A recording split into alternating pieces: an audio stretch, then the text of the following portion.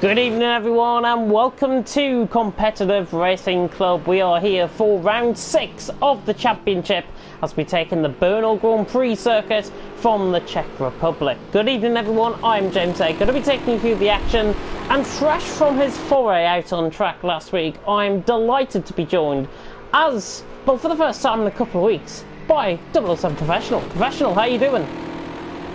Doing well. Hey James, good to be back. It's been a few weeks. I know I had my LMP3 debut last weekend at the Nürburgring Ring, but it's good to be back in the box.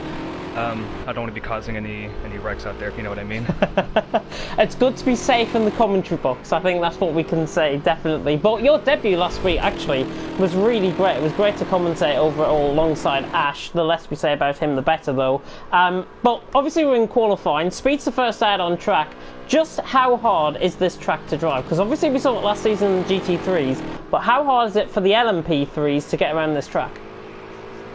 Yeah, this track is actually quite unique and difficult. It's very wide, so you would think that maybe taking like a wider entry, a wider apex, a later apex would be the way to go. I found in previous years, like the GT3s, trying to take a tighter line, a tighter apex, maintain that minimum speed is actually the way to go around here. So it's going to be interesting to see kind of the differences in lines that drivers take. I know that temps are going to be an issue. I know it's pretty hot, and the left sides definitely take a beating. So it'll be interesting to see how the drivers cope with that.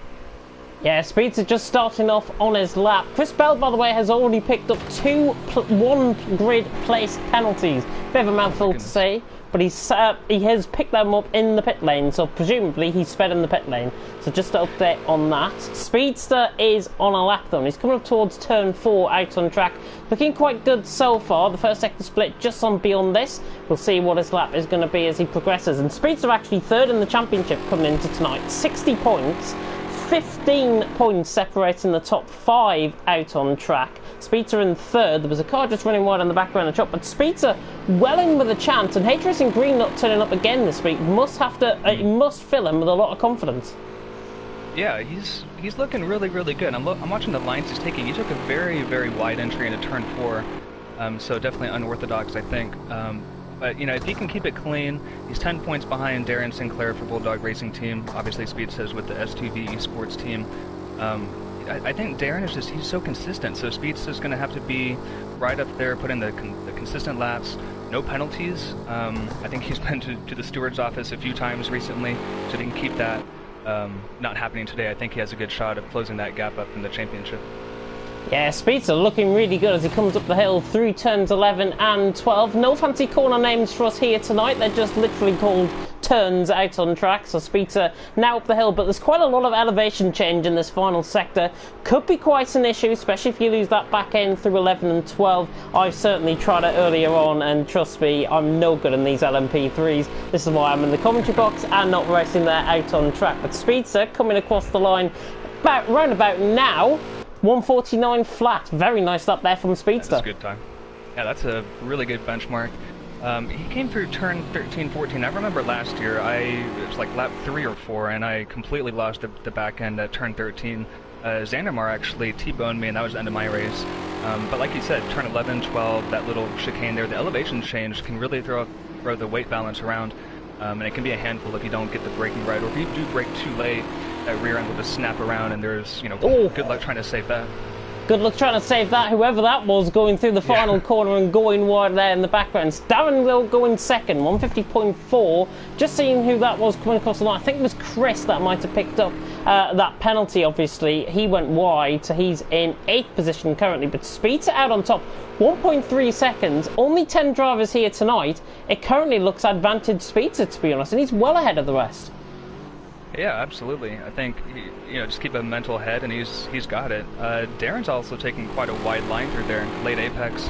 Probably open up the exit. Ooh, and he gets very loose on that curb. I mean, these curbs in project cars, especially at this track, you get on it, and it changes the direction slightly.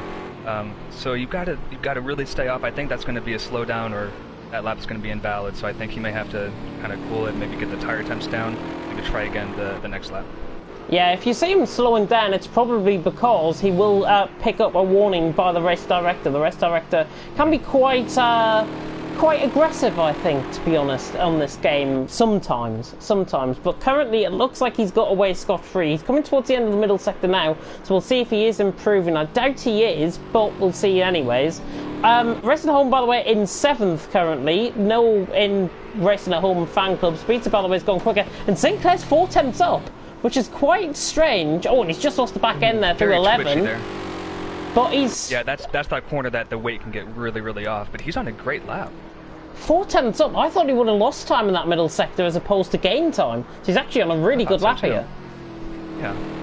See how he manages this. Little twitch on the front end there. He gets it nice and settled down. Really nice. As soon as you can. I just slingshot out of there. Look at that.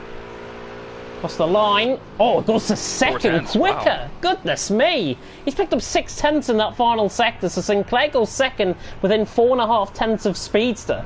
Really good lap. And it could be a right duel between these two, I think, early on in qualifying. Absolutely. And I've just noticed that Andy isn't here tonight.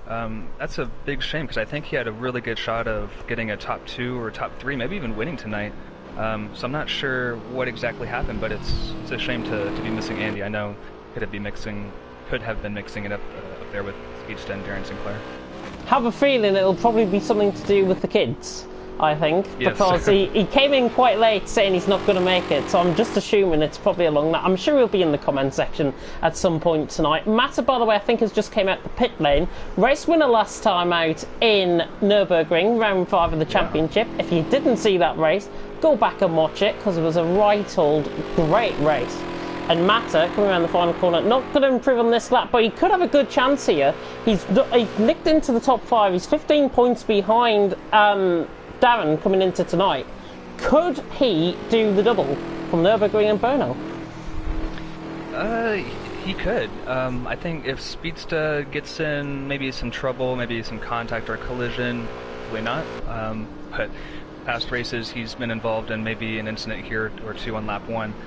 So, you know, Matt's there to pick up the pieces if other drivers make a mistake. I would definitely not count him out. He's a front runner for sure. Looking good currently on his lap, just goes wide. It's very similar to Sinclair actually going through turn 6, I think that was, going down the hill. So Mata looking quite good so far. Racing at Home is the only one into the pit lane. I think he's just about to come out of the pit by the looks. Flaky's just gone ahead, and it's actually quite close between Mata, Flaky and Racing at Home. 300ths of a second, just over 300ths of a second, separating 6th, 7th and 8th, which is quite remarkable given we've only got 10 drivers. Absolutely, yeah, that's really close. I kind of expected Racing at Home to have a bit better pace, be in the top 5 maybe. One person that's definitely surprising is Alan. He's doing a great job. I mean, 3.3 seconds off the pole time, but I mean, a top 5 is super solid for him, and he should be quite happy, quite proud with that. So hopefully he keeps that time. Alan had a good race last week as well. Obviously, filling in. Matt, by the way, has picked up a lap time invalidation. That's why we've cut off. But Alan going on a lap currently, obviously just about to come through the first sector. Let's see in reference to Speedster where he is. He's 2 tenths down on his personal best, but it doesn't mean to say that you have a bad opening to the second sector, and I think I've just commentated cursed him because he's back in the pits. There's the first one of the night. Well, he's probably listening to you on the stream and saying, oh, man, I better retire, you know, or better go back to the pits. I think it seems like a lot of drivers are having trouble on that exit of, is it, what, turn 4, 5? Let me have a look. Down towards turn 4, yeah. Exit of turn 4. Exit of turn 4, which is where I lost the back end there as well, and actually drifted through turn 1 and 2. Yeah, I'm quite proud of that. Drifting. Yeah, I'm quite proud of that, to be honest. Let's out right on board with Racing at Home. Oh, it looks like we've got a disconnect actually happening. Was that Chris by any chance? I think it was. There was a little bit of lag there on my screen. So Chris had stopped, but it looks like Racing at Home is on a lap. Just about to come towards the end of the middle sector now, running down the hill. And again, this elevation change is quite potent around here. The back end, certainly down into this braking zone, is very sharp. And I think, honestly, one outbreak down into here, you might end up spinning that back end. But currently, Racing at Home looking quite good. Yeah, he is. And I've kind of noticed something. His engine temps are actually quite low. He tends to run a pretty closed radiator, which gives him more power. But he seems to be running quite conservative right now. And so we'll see what he does. It's reaching about 200 degrees Fahrenheit right now. I'll tell you why. Maybe a different approach. He's just came out of the pits. That's why his engine temps are low. just clicked on. I remembered him going into in the pit lane. I just remembered him there in the pit lane. So rest of the home better start off on a lap. Let's ride on board then with Bart, currently in 4th actually, which is quite remarkable. He hasn't been up there in the last few races. But Bart 151.8, 2.8 seconds off Speedster, but well ahead of Alan by 5/10, and he looks quite confident, to be honest, out on track. Well, oh my goodness. Just saying that. And you just say that, fun. You commentator scars? Oh, wow. Oh, is this going to be the order of the day? A spectacle. Yeah. Oh, that's a nice shot right there. Oh, he's got damage on his left side, the driver's side. He must have picked that up before. That's a very great shot, I've got to be honest. Not my camera work there at all. That was an automatic camera that came on. So Bart drifting and he's just... Yeah. Well, he's just doing this for entertainment now. He's probably seen, he's got... get in the way of... Oh, that's high grade, I think, going through. Yeah, it is. Oh, well, Bart having his moment of glory there in 4th position. High grade currently 8.5 seconds off, and he looks to be one of the slower drivers out on track here tonight. Can he improve up a few seconds? I think he can. It's certainly possible.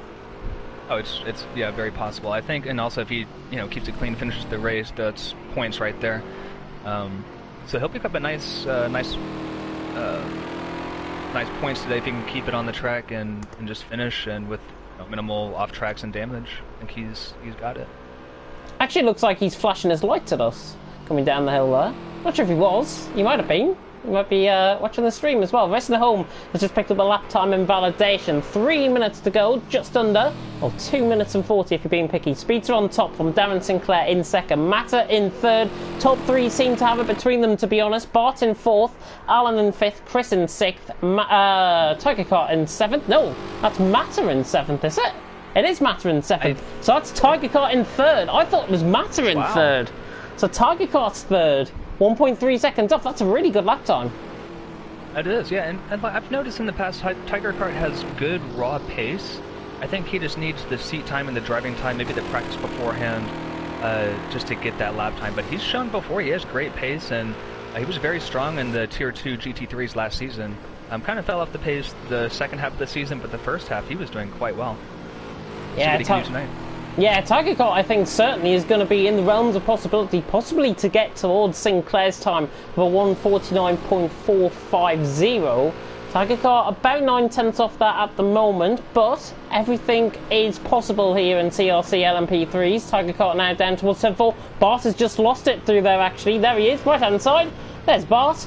Beautiful camera angle. Again, an automatic camera angle, going on board with the wrong person.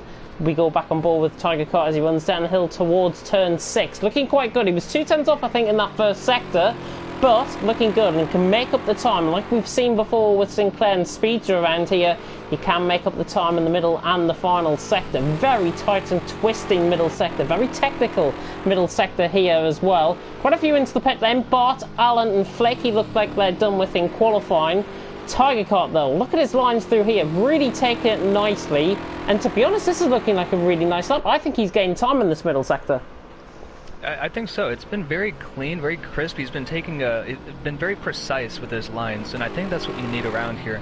I think if you're maybe a bit too aggressive, that may work as a bit a twitch from Tiger Car, and he can be aggressive, but is that going to be beneficial? It's a risk versus reward. I think Speedster's maybe found that reward as of current. We'll see if he can improve it into a 48. But Tiger Kart's looking very good. We'll see if he can improve. I think he's probably up by a few tenths, I think. Yellow flag just going there as well. I think that might have been racing at home preparing for a lap, if I'm not mistaken. Tiger Kart now around the final corner. Let's see if he can improve. He's got high grade just in front of him out on track, so might get a little bit of tow running across the line. And he did. He improved by 2.5 tenths. Matter, by the way, went 4th as well last lap around, 150.8. So he's now 4th. By a good second as well to Bart. I think it's the top 4 potentially going to run away with this thing. If Matt can improve a little bit, he might be able to snatch P3 off of Tiger Kart, his teammate. But right now they're looking strong as a team. Sorry there, I was just trying to flick through all of the cameras to see who's first coming across the line. It's Chris who's going to be first coming across the line. He has invalidated this time, so whatever happens here, he's invalidated this time. I'm surprised, to be honest, those tyres have not gone yet at turn 13.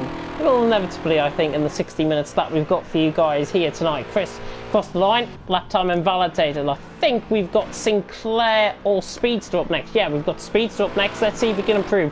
A 1:49 flat.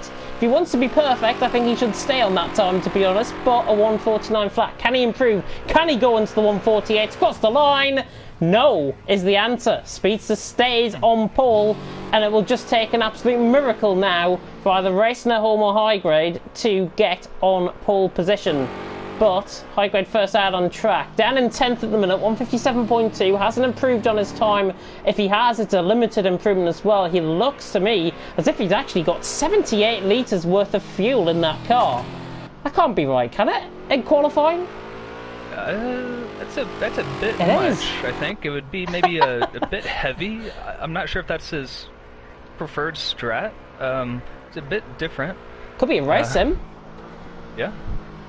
Could be a race sim. Let's see through the final two corners. Through turn 13 and 14, it was improving by 0.5 of a second. Racing Home is also just coming through the final corner as well, so we'll jump on board with him as soon as we see him.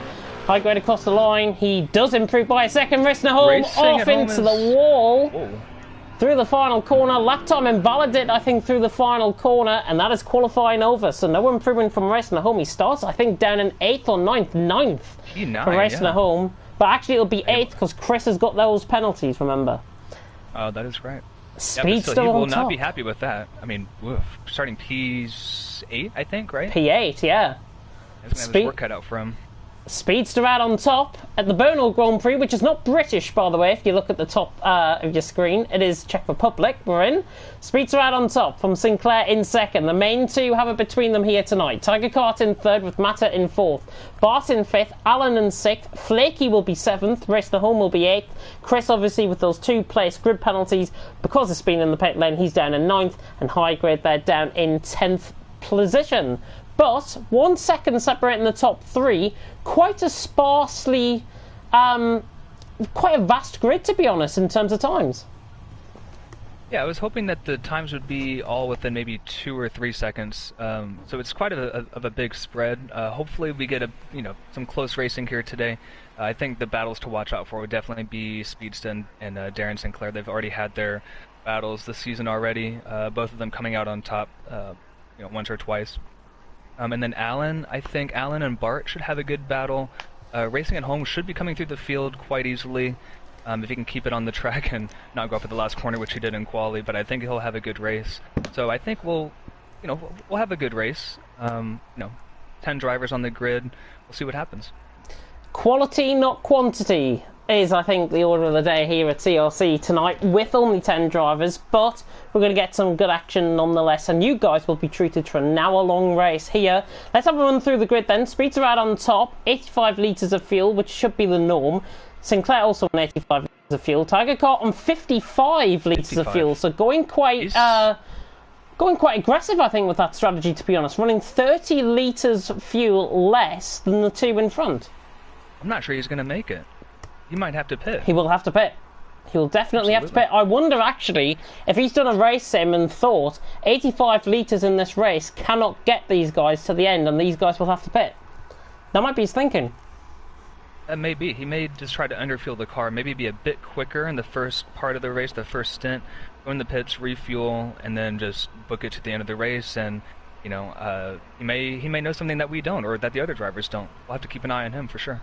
Yeah, Matta, his teammate, is actually on an alternate strategy, so he's got 85 litres of fuel in that car. Bart has done the same, so has Alan, so has Flaky, so has Racing Home. Chris has gone different this week. He normally goes more aggressive like Tiger Kart, but he's on 85 litres of fuel, and so is High Grade. So, only Tiger Kart out of the top 10 going to be on a different strategy and might have to pit in this race.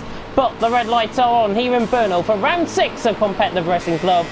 And it's lights out and away we go. Good start. Nice. Good, quite an even start, to be honest, good. between Speedster and Sinclair. Mata gets a good start as well, just in behind with Tiger Car. As they run down towards someone, looks like Sinclair might be on the inside line. Can the Scotsman do it? Beautiful. But has Speedster going to get the switchback? Is he going to go around the outside of turn 2? I think he might do, you know.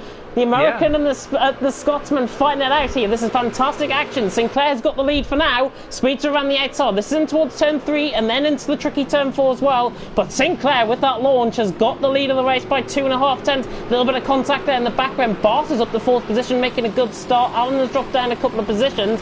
But early on, very clean indeed. Oh, a bit of a running over the curbs. Oh, there's a spinner in the background. It's Chris. Yeah, Chris is round in the background a shot, but Sinclair leading the way. Speeds to 2nd, and Tiger Car has dropped down to 6th, but Mata now into 3rd. So Sinclair really getting the break, 6 tenths away from Speedster. Absolutely. Look at racing at home. He's already in 5th position. He started down in P7, I think, or P8. He's already making P9. Few positions. P9, yeah. Well, I think P8 because of the penalty or something, but he's making up some ground again. So watch him. He's on a charge. Yeah, rest at home, really getting a good start. As I say, Tiger Car, I think, had a little bit of contact with Bart, pushed him down the field. Alan Cavey just in behind as well. The American high grade has gone past Chris, of course, and there is Alan going for a diving move down the inside in towards turn 11. Can he get the move done? Yes, he can, through turn 10 even, that is. And Alan through when he's up to 6th. The admin and the owner showing us how it's done. Yeah, he licked the stamp and sent it down there. That was amazing. He made that stick, and that was a very good move. Up to P6 for him, and he's on his way to catch racing at home, and he's got him in his mirrors. Oh no, I was going to say, dare I say it, he looks quicker than racing at home at this stage in the race. Ash will be proud of that, but Alan right in behind on racing at home, but Sinclair leads 6 tenths of a second at the end of lap 1, about 2 minutes worth of laps here, probably about 150 to be honest as they come across the line next time around. But Sinclair leads, Speeds to 2nd, Mata in 3rd with Bart up to 4th, racing at home in 5th, Alan in 6th. There's Tiger Car in 7th, Flaky in 8th, High Grade in 9th, and Chris Bell, after that early spin through turn 4, is down at 10th position, but he's still in the race, which is the more important thing. But Sinclair looks like he's controlling this race from the front, and to be honest, at this early stage, he's looking quicker than Speedster. He is. He's just kind of locked in. He's got his head in the game, I think.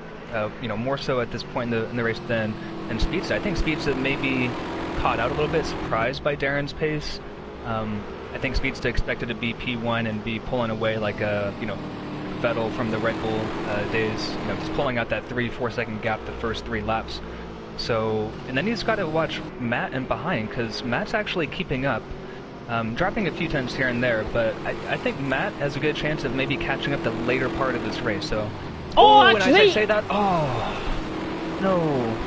That's through turn 9, I think that is. Running down to the hill, and he's spun round. He's going to get the car going again, but he's down into 9th position, and that is unfortunate for Mata. Just a pure loss of the back end, like we talked about in qualifying.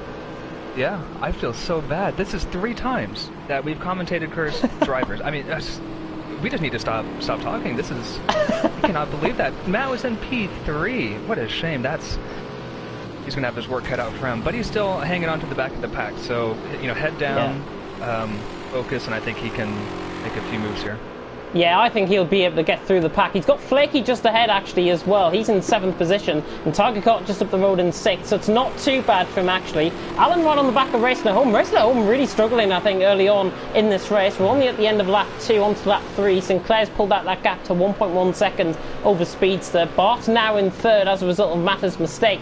But it definitely looks like Alan is looking up for this. Racing at Home just taking different lines there. Alan very, very tight and crisp really to that curb, and he's really gaining the time. He could go for the move some point at this lap, I think. As long as he stays off the grass, he can.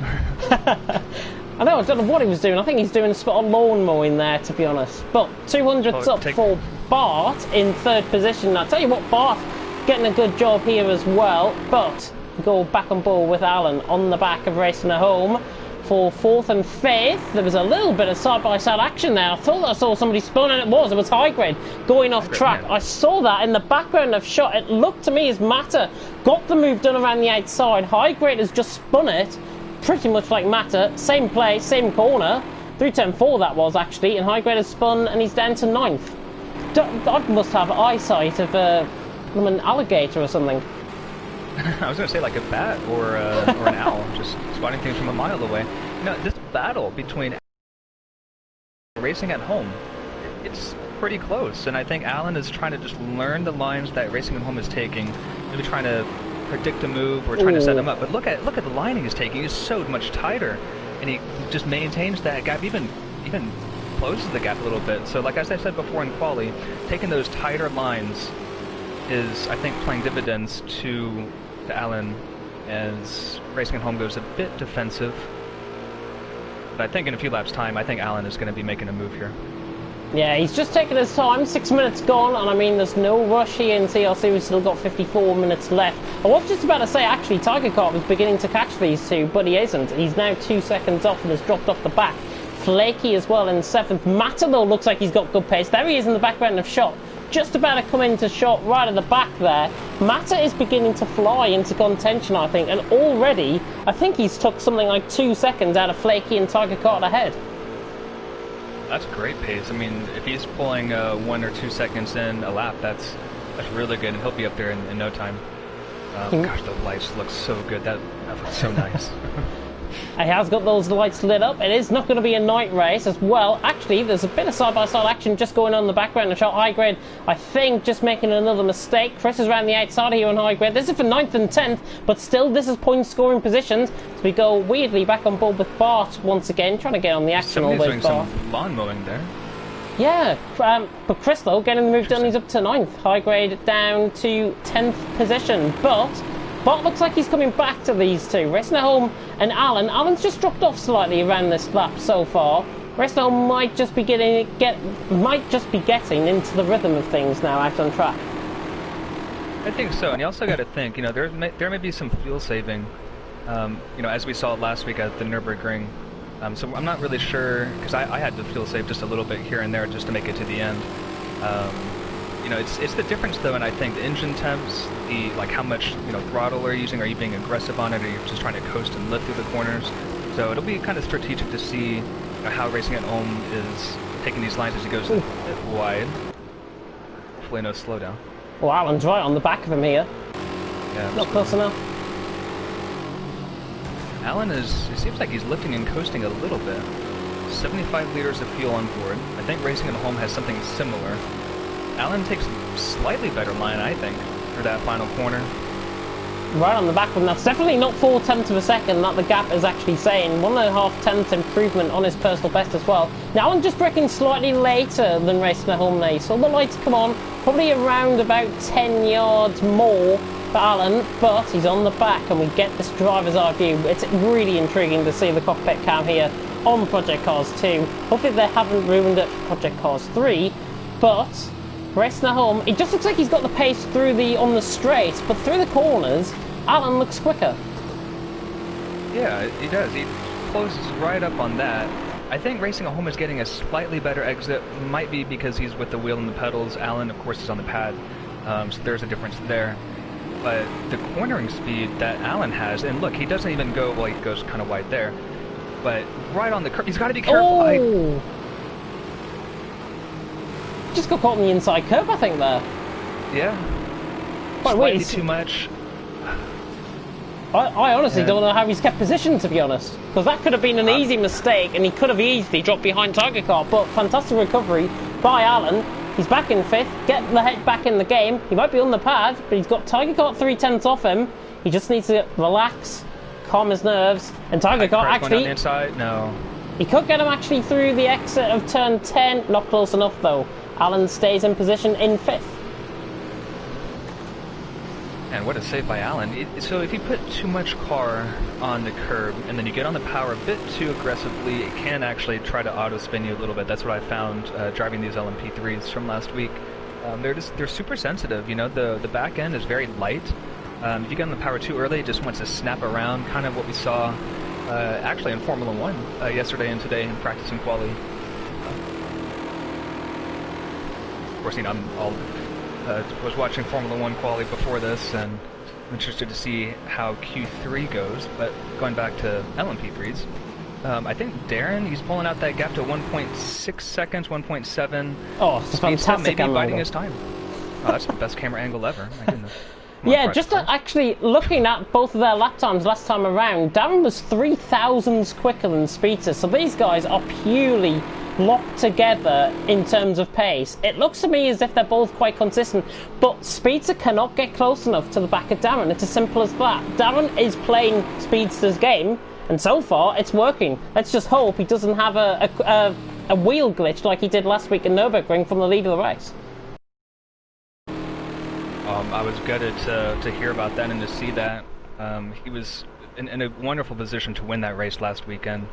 And then obviously his wheel had an issue and this car snapped left or snapped right or whatever, completely went up into Narnia. But by the time he got back, I think he was P2 or P3. He finished in P4 last weekend. I think Matt had to pick up the pieces. I'm pretty sure he rejoined in P3 out on track after he connected that wheel back up. He got back into P3 and drove actually. Though. Yeah, Commenceless. Not here tonight. Yeah. What's he doing with himself? He's on F1. I know he's on F1 because he's been competing in a social race earlier on for League of Europe, which I'll be commentating on, hopefully. Speedster, by the way, has just gained a whole load of time in this final sector. It's 1.3 seconds the gap. Surely he was quicker last time around. Yeah, 2/10 quicker last time around, Speedster. He looks now as if he could be getting into the game. He might have just lifted and coasted for those couple of laps and saved a little bit of fuel, but now is the time to push, and now is the time for Speedster to put pressure on Darren. And it's needed, because really, this race could be quite stale. Yeah, I was going to say, I mean, look at the gap from P1, P2, down to P3, only going through the first two turns right now. I mean, that is a massive gap. This reminds me kind of I don't know, Mercedes 2014, you know, the Bahrain Grand Prix, when after the safety car, they were literally 10 seconds in front after just 2 or 3 laps. So hopefully these two keep the fire going and we can have like a Hamilton-Rosberg-esque kind of battle. But the battle for P3 right now is kind of heating up. We got Bart and racing at home. I know Alan is trying to bring it back a little bit, but he's fighting with, I think that's Matt or a Tiger car. I can't tell which. Gotcha. Matt's in 7th then, right? Yes, he is, and he's actually still getting into this race as well, so Mata trying to get in. You can see actually, in terms of the last laps, Mata was quicker than the guys in front of him, complete up to 3rd. He was completely quicker than the guys in front of him, and he's still getting that time, but he's just been a little bit too... I think he might be just making a few little mistakes, but Mata, if he's got the pace and if he's got the car, I think he could be up to 3rd in no time if he really pushes. Yeah, I think so. I think the gap, again, between P3 and Matt is going to just slowly come together. We're going to have about 4 or 5 car battle. That'll be really interesting to watch. I predict that probably in about 10 to 15 minutes. 10 to 15 minutes? That's a very bold prediction. Very bold precise, prediction. Isn't it? Yeah, very precise. It's going to rain in 30 seconds with like a little cloud over here, you know, just like the F1 teams do in real life. You know, all their computers and all their science, of course, you know, never works, but... Don't believe what my co-commentator says about the weather. We have no rain here tonight in Brno. There you go. I'm sorry to burst anyone's bubble if they were thinking it's going to be raining. We have just actually transitioned to light cloud. So we've gone from heavy cloud to light cloud. So we've literally just transitioned in the last 30, 40 seconds or so. But Speedster, 6/10 off Darren. My goodness, I think Darren has made some sort of little mistake. Speedster really beginning to put pressure on him, and he needs to. He needs to. Yeah, if he can pressure Darren into making a mistake, then all Speedster has to do is just keep his head, not run on that curb there, be careful. But he could run away with this race. I think, I don't know, maybe the tire... Oh, Darren! Oh, he spun! Sinclair spun from the lead of the race. Absolutely unbelievable. He was under pressure. Under pressure from Speedster, and it looks like the pressure... He's cracked under the pressure. It's as simple as that. Yeah. Speedster now takes the lead of the race, and he's now 4 seconds clear.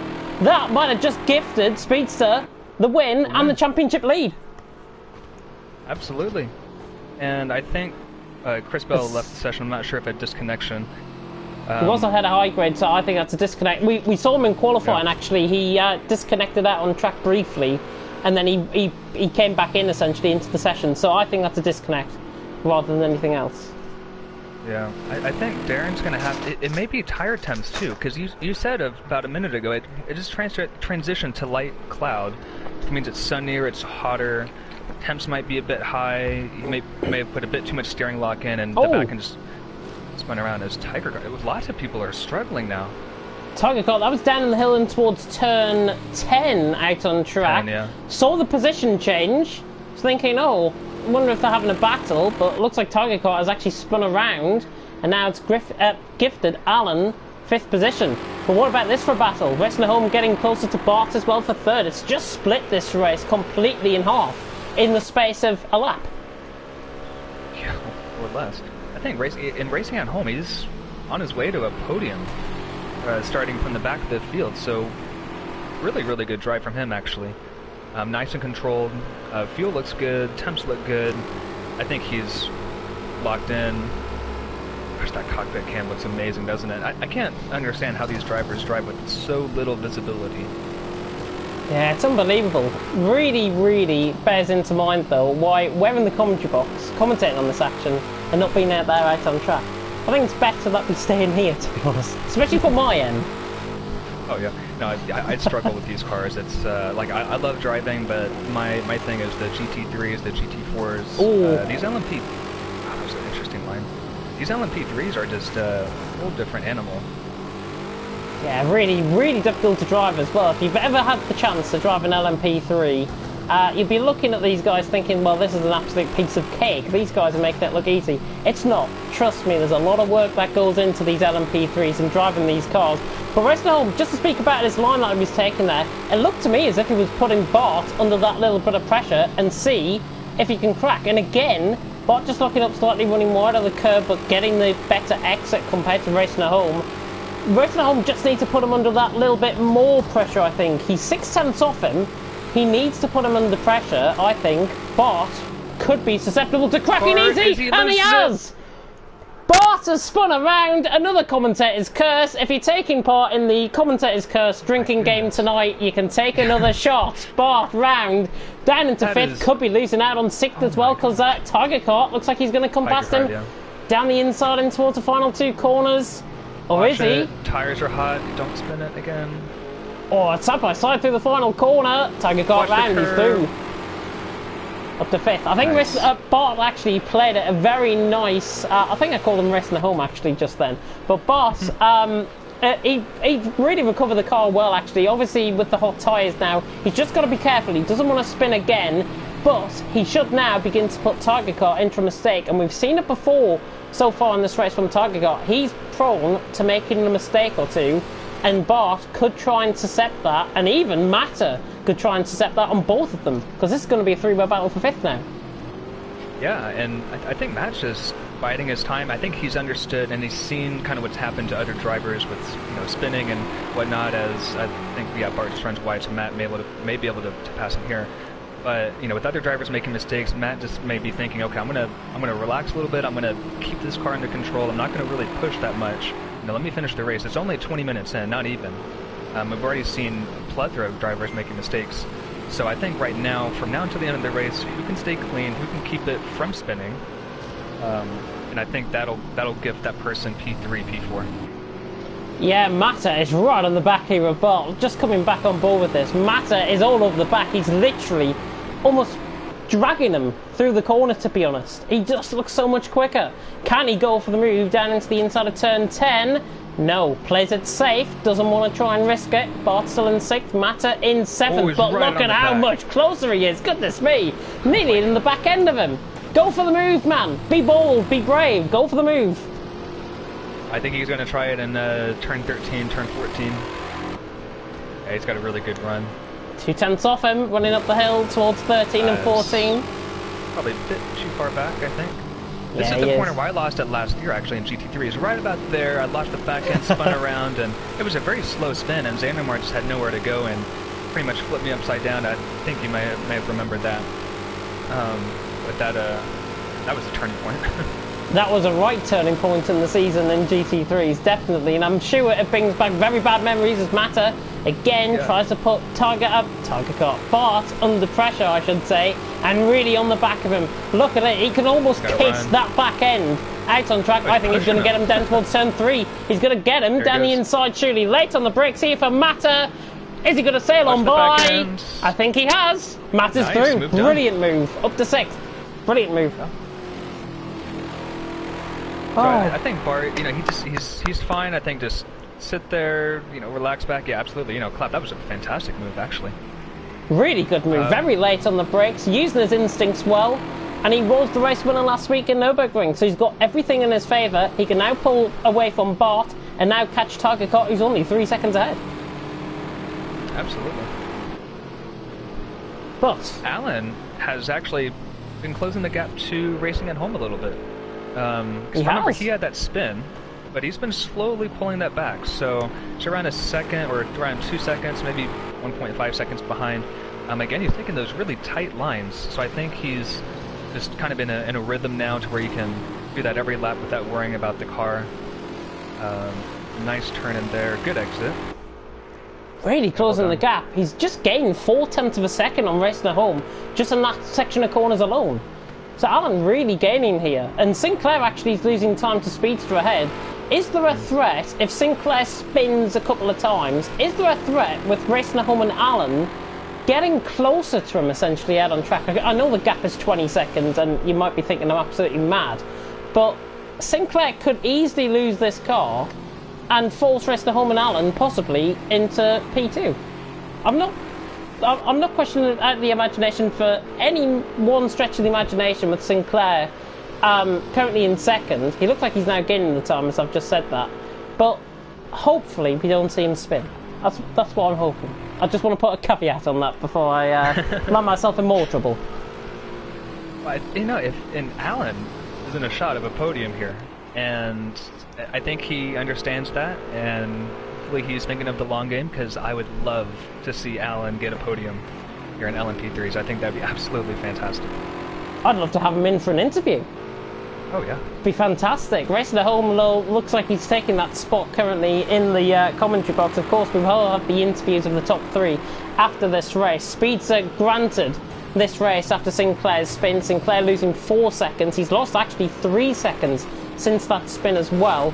So Sinclair now on the back foot. Speedster, as it stands out on track, if everything was to stay the same, which it might do, Speedster will take the championship lead. I'm certain of that, I think. I hope I am. I think so, yeah. What's the points you get for first? Is it still 25? I think it's the all-point system, I'm pretty sure, in Formula 1. If I'm not 25, mistaken. 18, 15, something. I think so, yeah. Let me have a look. That would be a 7-point gap. Well, they're 10 points. Yeah, they're 10 points separated in the championship. Darren is at 70 points. H Racing Green, who's obviously not here tonight, he's on 68. Speedster's on 60, so that's a 10-point gap. If Speedster wins and Darren gets 2nd, that's a difference of, I think, 7 points. So possibly Darren could keep his championship lead. Yeah. Well, top 15 get points here in CRC. I'm just having a look at the point system now. 20 points for first, 2nd gets 17, and 3rd gets 15. So currently, actually, Speedster is what? Let me have a look at my graphic. He is...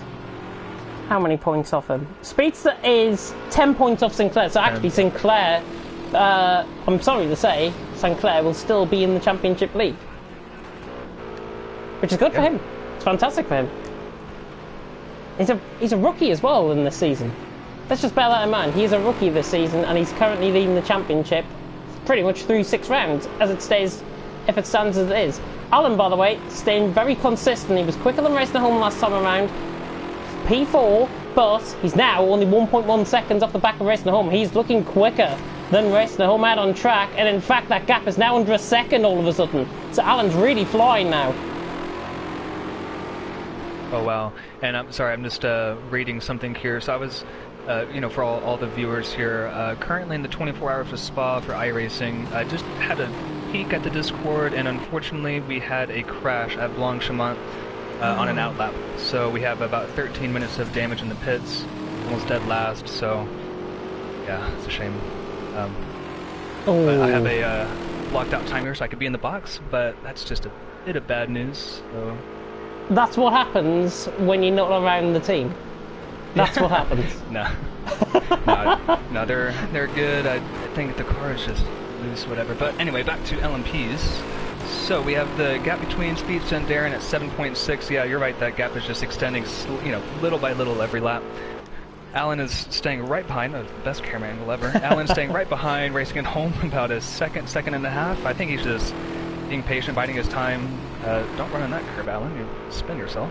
I think Alan's made a mistake, actually. I'm pretty sure I saw him make a half spin earlier on that last lap, and he's dropped the gap. It was, what, 0.6 of a second I spotted that as Bart actually comes into the pits. Must be for damage rather than anything else. See this pit stop.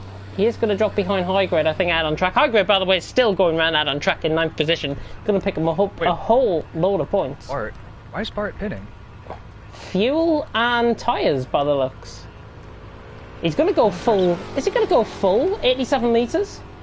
He's only put in 65, I think, but I'm still kind of confused of why He's got damage, I think. He's pitting. He must have damage somewhere. Yeah, he must have thought that it must have been just undrivable, or maybe it's just not worth it trying to risk it, and maybe just pit and get a repair. So Bart into the pits, still in the pit lane, so if it is a repair, obviously, then yeah, it must have been, because it's now out of the pit box. I was going to say it might be a disconnect, but Bart out of the pit lane, and he's out, actually, right in the mix between Speedster and Darren. So he's just thrown, essentially, a lapped car into play for the battle for the lead, essentially, which could get quite interesting. Yeah, it's going to be interesting, and it's like from doing a lot of endurance racing. If you have a lapped car in front of you, they're not completely in the way. They're like more, you know, a few seconds in front. You can still play with your mind mentally, like you know that there's a car in front of you that is not fighting for position. So now I think it's more of a head game. Can Darren get his head, you know, in the game? Can he really focus, not worry about that lapped car that he can see, you know, and then see the other car in front of him, which is actually Speedster. So is he going to let this lapped car distract him? Hopefully not. The gap is still pretty consistent. See what happens. If I was in Sinclair's shoes right now, to be honest, I would be thinking that lapped car is Speedster and that he's made a mistake. I think that would egg him on to go quicker and to catch Speedster. Oh, good point, actually. That's what I would do. That's what I would do. Alan, by the way, is right on the back of Racing Home once again, as that is a terrific camera angle of Bart.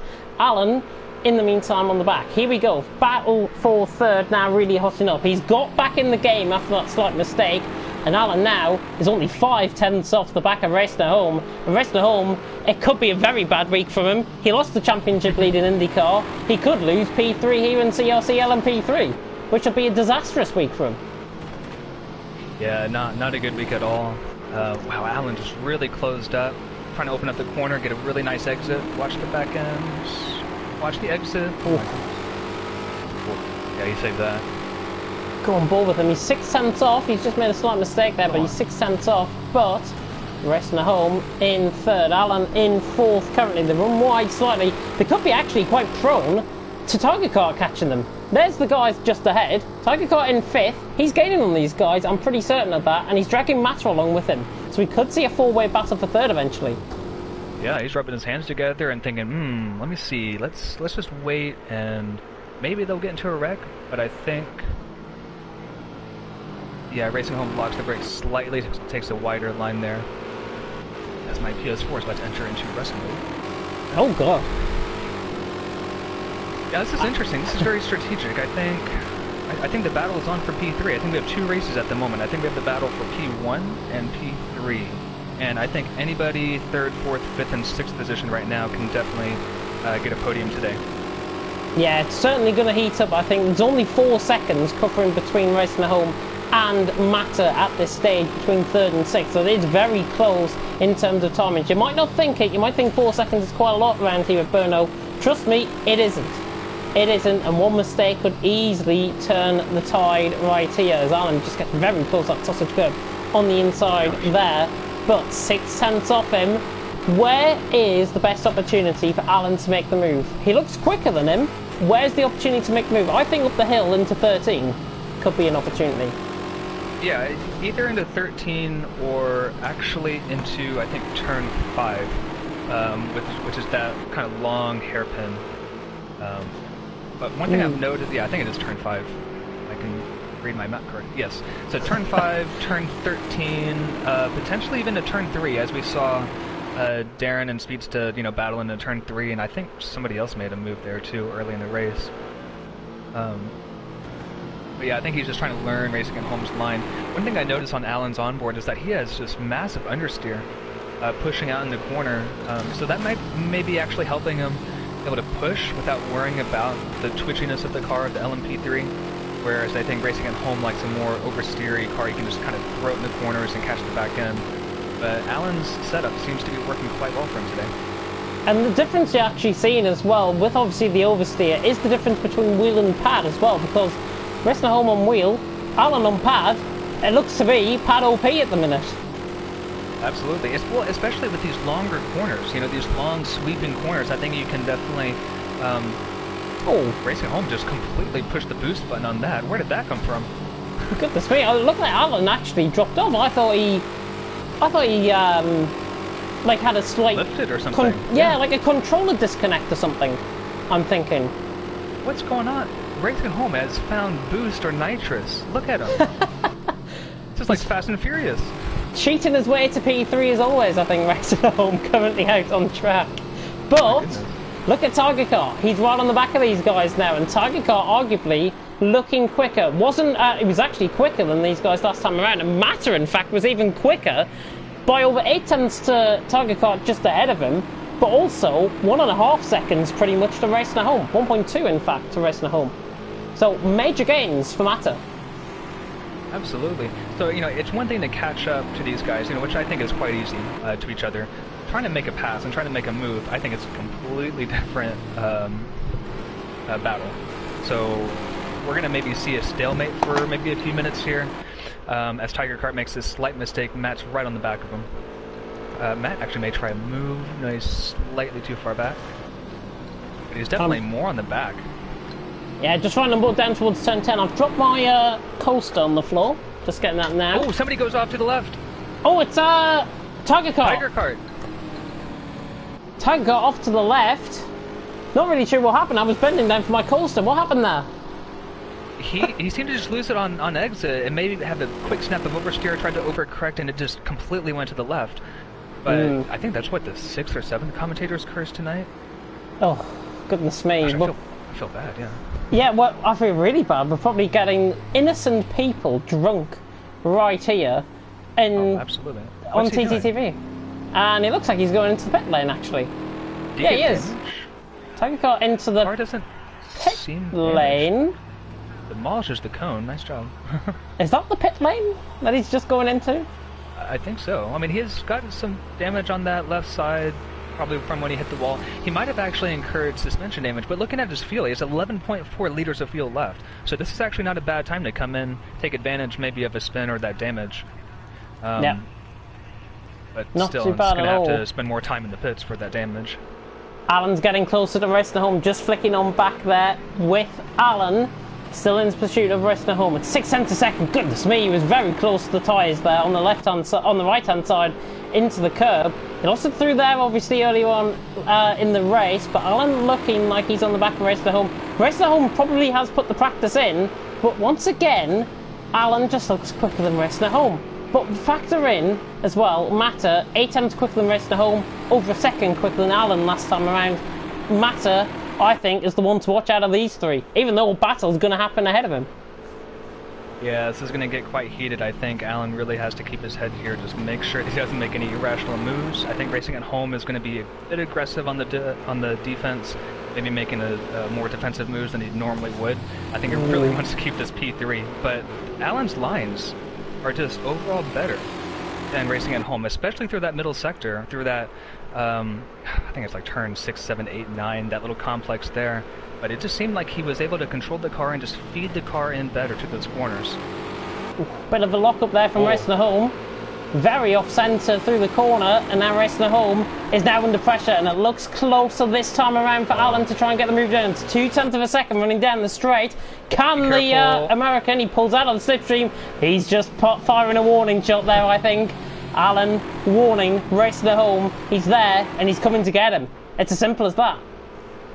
Yeah, you're saying, hey, I'm here.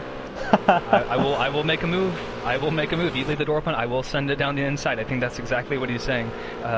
Doing a bit of lawn mowing there, like again, yeah. He really likes that lawn mowing, and through that corner as well. He really likes that. Yeah, I think he's just trying to widen up that entrance, trying to get the best line possible. Amazing camera angle from that little umbrella over there. Really great. Emmanuel, by the way, just tune into the comment section. Just having a look at you guys in the comment section. If you've been enjoying this race, then do like, comment and subscribe to the channel. There really isn't anyone to challenge Speedster. If he doesn't win the race, that would be pretty stupid, says Emmanuel. Speedster was gifted the race, by the way, by Darren Sinclair's spin earlier on in the race. So just to clarify on that, he has not been dominant. Sinclair got the start, got the break by about 1.6 seconds at one stage. Sinclair spun it, lost 4 seconds, and has lost another 5 seconds after his spin. Alan, by the way, looking he's made like another mistake. Darren's the gap to Speedster's just opened up. It used to be 7, now it's like 8.5. 8.5, so but they are going through turns 1 and 2, which I think is probably, yeah, you can see the gap actually beginning to come back out. It was 9.2, it's 8.8 now. Sinclair slightly quicker last time around, which could be the plan there. Yeah, I think as Emmanuel was saying, I think it was definitely Darren's race. He got the better start, you know, made the move into turn 1 or turn 2, whatever it was. Then he had that spin. I think maybe it just messed with him, you know, mentally a little bit. He's just been a little bit off since then. So Speedster's just got to keep a cool head. I think he's got it. Alan seems to have made a mistake. Oh, sorry, that's Matt. No, that's Alan. No, that is Alan. Yeah, Matter is right on the back here of Alan. I've got to be honest, Alan has just really shot the barrel and he's gone off track. Oh my goodness me, makes a right mistake. Has he got suspension damage, I wonder? Has he got suspension damage? That car looks like it's leaning. I think there's a problem or something here with Alan. Is it either connection or is it suspension? I mean, to be honest, Alan's internet connection is not the strongest in the world, but I wonder if he's hit the tyres running down the hill.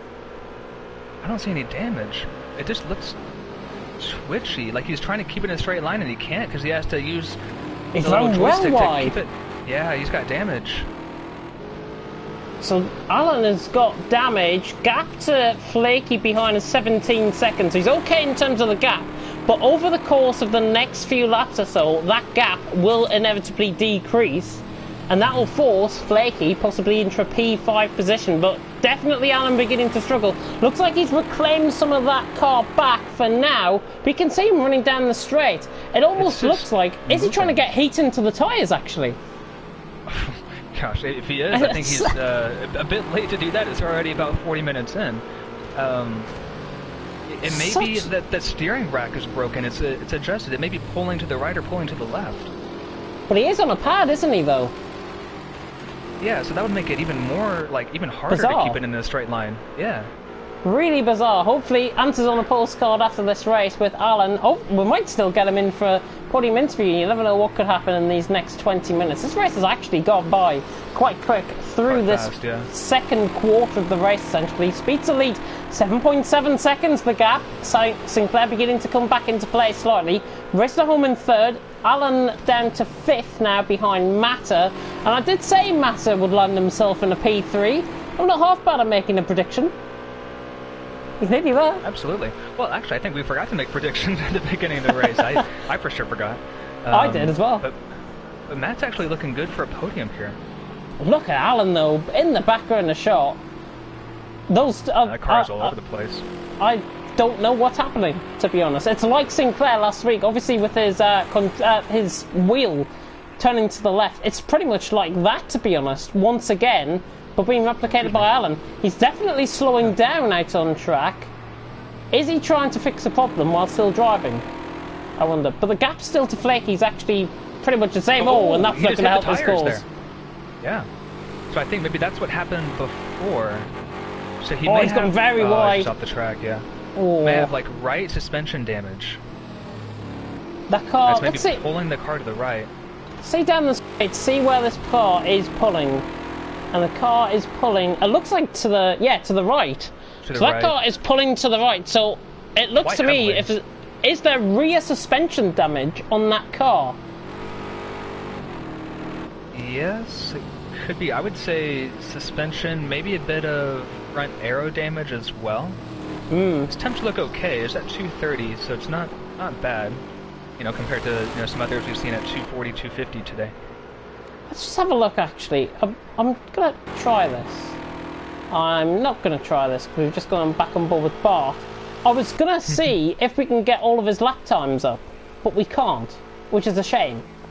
It's a real shame. But Alan has definitely lost time. He hasn't lost much time, to be honest, though.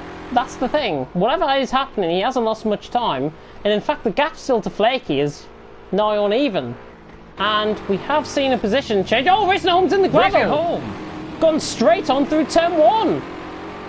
Is that through turn 1? I wonder if there was maybe contact with Matt? I'm not sure no, how close Matt was. Yeah, because we were focused on Alan, and there's Alan there. God, Alan lets him back through. Home. Oh my goodness. Alan lets him back through. Racing Home obviously off. I wonder, wheel disconnect?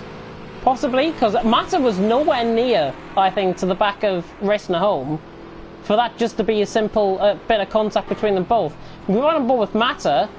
It looks like his car's absolutely fine. So I think there's been a wheel disconnect, or TV was switching off or something. There's a barrel of tyres in the middle of the track. But Racing Home, now down to 4th, Matter up to 3rd. My prediction, the only one I've made of the night, is actually coming right. Another point in the James Head drinking game. You're messing some people up now. Goodness me. We don't encourage anyone to drink, by the way. I'll tell you what I'm drinking currently. I've got a nice lemonade, lemon and lime sparkling water. That does me right through. It's lovely. Really nice. Oh, I have no alcohol. I think my 2nd or 3rd cup of coffee right now, so... Cup of coffee? All good to go, yeah. Yeah, 3 o'clock in the afternoon, a cup of coffee does nice. A teetotal commentary box here in TTTV. And I don't know what the other commentators drink, but honestly, if they do, I don't condone it at all, but I certainly do. Yeah, it's a bit strange. But anyways, back to the action, or lack of, out on track. Matter now in 3rd. Racing Home in 4th. Alan has still got that damage out on track, and I'm just trying to see actually if there is any visible damage on that car. But it looks to me as if it's, you might be right, it might be right front aero damage on that car, as well as a little bit of the rear. So I wonder actually if he might have hit the wall somewhere. It's answers on the postcard. How can he hit the wall if you have to go literally across the grass and across, sand to hit? I don't know. It has to be a tire, one of those tires or tire barriers. The blurriest picture ever, my goodness. Can't see anything. And then finally it clears up as the cars go past. Yeah, it's strange. It goes on board. If you notice on the top, it goes on board actually with Bart coming through that section. Every single time, every single lap, it goes on board with Bart. Bart definitely wants to get in on the action here tonight. And do you know what? We'll give him a little bit of action, and that's why we don't give him action. He was just off. Doing some more lawn mowing. He's been lawn mowing quite a lot today. I'm not sure what's going on. Because he was in P4, what, P3, P4, P5? P3. Earlier in the race? Yeah. And now he's down in P9, and he obviously pitted, lost a whole lot of time, obviously for an incident that he had out on track, which we didn't cover. But now, actually, I think he's pitted again, if I'm not mistaken, and he's now 30 seconds off the back of high grade. Because he cannot lose 30 seconds as a result of spins, unless he's really been spinning that car. High grade now in 8th. I think Bart pitted in and we didn't see it, if I'm not mistaken. Go back and watch on the stream if you can confirm that for me, please. That would be much appreciated. Because I don't want to get another thing wrong here tonight. But Bart, in the meantime, in 9th position. Sinclair again is getting closer to the back of Speedster, a little bit quicker as Alan picks up his first penalty of the race. It's 2nd penalty, high grade with a 2nd penalty as well. It's really just gone boring. Can I use that word? Boring? I think it's I would say it's more like, I mean, this with the gaps are so big, you kind of think back to I don't know, like Formula 1 Spain. You can't overtake there; it's just gaps the entire time. Or what's another track that you can't overtake it? Monaco. Zandvoort, yeah. I guess we're going to see that coming up soon. Maybe not this season, but next season. Yeah, but there's just, or Singapore, whatever, but I think right now it's gaps. You know, the gaps are quite large. I think Alan and Racing at Home had probably the best battle that we were watching before, you know, God knows what happened to Alan. So we'll see, you know, see if Racing at Home can catch up to Matt. But as of right now, Matt's just pulling the gap, and the gap from Darren to Speedsters is staying the same. It's very constant. Speedsters out in front, putting in a really, really good drive. This is probably one of the best drives I've seen him put in a long time, and he actually joined my party last night. I was playing F1 2020, as is everybody right now. But you know, he was asking, you know, just we were chatting, having a nice chat, and I was saying, you know, if you can keep, you know, your head down, you know, don't get into any incidents, you know, stop visiting the steward's office. You know, this is your championship to win. And I don't know if something clicked with him last night or this morning, but he is putting in an absolute stellar drive, and very impressed from him right now. Yeah, Speedster, I've got to be honest. I think that the last time I saw him drive this good, I think it was early on in the season, actually. I'm just going to get the results up of the previous rounds. But Speedster has really attributed himself well. What a difference a week makes. He had contact at Nürburgring. He was down towards the back of the field constantly, and I think he finished P9 or something out on track. Now, fast forward a week, he's leading the race, 8.5 seconds in front, 13 minutes left, albeit with a Darren Sinclair spin, gifted the race, but Speedster is setting consistent lap times. He's actually nearly going quicker than his fastest lap that he set, which is unreal. It's just so consistent from him, and hats off to him for continuing on and just dominating this race. Yeah, absolutely. I mean, if I had to say, you know, it's a champion's drive. Yeah. If he does this every race from now on, that is, you know, he's in contention. It's a shame that, again, Andy couldn't be here, because I think Andy and Speedster were going to be on a very, very similar pace. I know that Darren Sinclair mentioned earlier in the week that he's never raced this track before, so he'd have to learn it quite quickly. I'm not sure if the lack of experience on this track maybe contributed to his early spin. Very possible, but at the same time, yeah, hats off to Speedster. He's been a bit inconsistent though this season. He finished second at Daytona, 10th in Portimao, Portugal, at Algarve. Finished first though in Spain on that wet race. Missed the 4th round, but then finished 7th last week, and then again leading this week. So he's a bit inconsistent. I think if he can maybe change that, yeah, he's going to be in really good shape. 7th, I'm pretty sure as well, with the fastest lap of the race, which he set, and I think he was over a second quicker than the leader, which was unbelievable in terms of fastest lap. And we're just seeing the domination. Bears in mind, Spain. He was quite really dominant in Spain, albeit with about a double amount of gap compared to what it is now here in Brno. But Speedster has really, really attributed himself well. It's a champion's drive, as you say. He won't take the championship lead here. Sinclair will, however, stay in the championship lead, but Speedster will move second, now ahead of H Racing Green. And I think H Racing Green, by the way, I'm under the impression he's working at the pub again, like he was last week. I think so, yeah. Not too bad. Yeah, it's a horrible, horrible thing to work at a pub, but H Racing Green, you'll be forever in our thoughts for having to deal with drunks until 1 o'clock in the morning. I'm sure he'll watch this back and realise that. He'll hate himself after watching this back, you know. And it's a shame too, because I'm looking at the results. He won the first race, and then he got 3 third-place finishes in a row. So Mr. Consistent. He missed last week because of work. He's missing this week, so he's going to take a huge hit in the championship. Real shame for him. The other consistent person is also Darren Sinclair. Got 3 second places in a row. So it's this championship is very, very close. There's a slight timing glitch there. It dropped Darren 44 seconds behind Speedster. False alarm, it's 9 seconds to gap. Sinclair is 9 seconds ahead currently. Speedster is 9 seconds ahead of Sinclair, currently out on track. But really, these top two have just stayed in that position pretty much since Sinclair spun. It's as simple as that. And the gap between Sinclair and Matter is, let's just bear this in mind, it's about 54 seconds, the gap.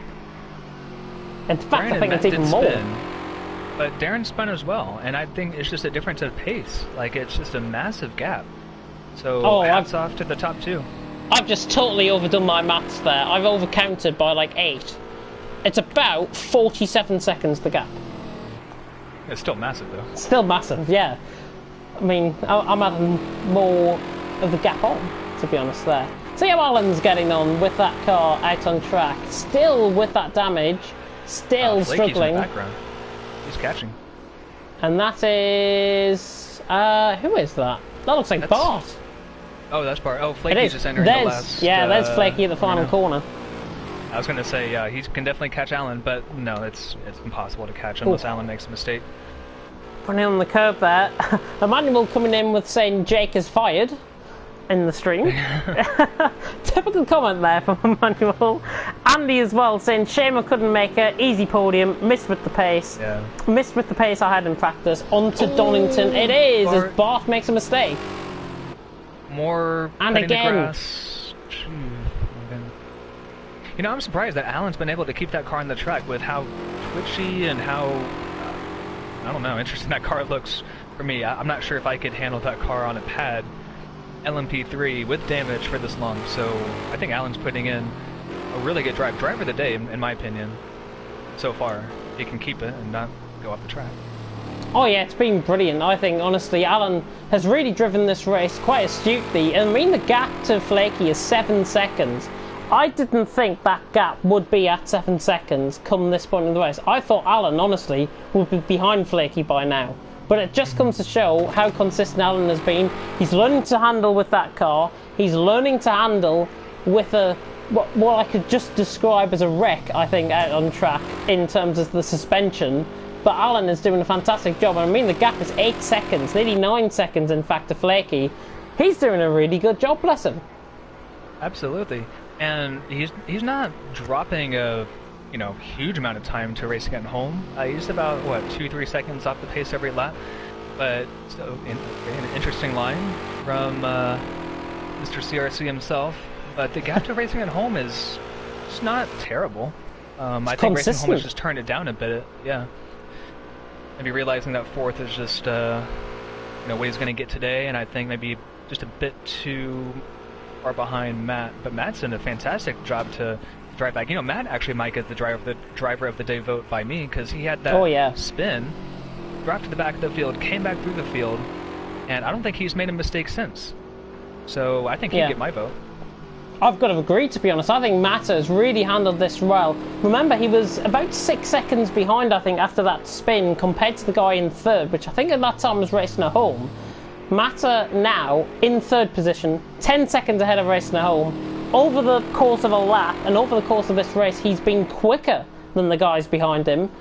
Yes, there's been a little bit of luck involved with some of the guys spinning, like Bart, for example, and also for Alan. But Matter has really driven this race astutely well. Yes, he's 50 seconds behind Darren, but it's still consistent enough to get him third position out on track. And he should not worry about racing at home, because racing at home is now 11 seconds behind. He shouldn't worry at all. He just needs to focus, really, on these last 6 minutes and 50 seconds for him to get across the line in third.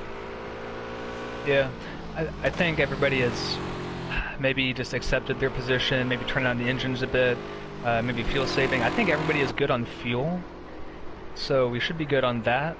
But I think right now it's just a nice Saturday drive to the end of the race. It is, and there is our leader.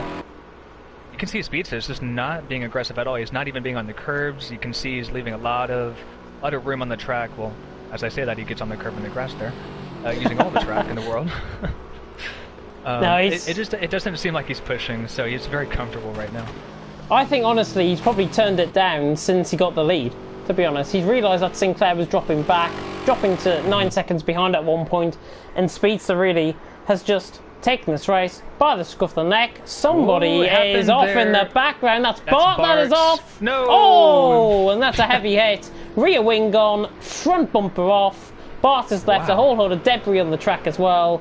He's driving along the wall, and he's going to hit the ball. The 100-metre board has been taken out. It's a shame if anybody uses that 100-metre board braking marker, because it's just been taken out. So that's what an LMP3 car looks like with no front hood and no spoiler. I wonder if he can get... Can he get that car into the pit lane? Let's have a look. I think he can. That's an interesting looking car. I've never seen that in my life.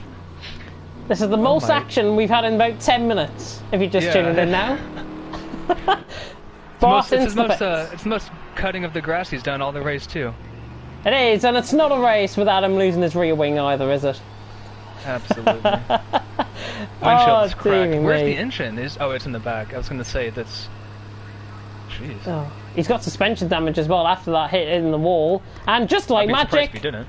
and that's the quickest repair I think I've ever seen on my screen.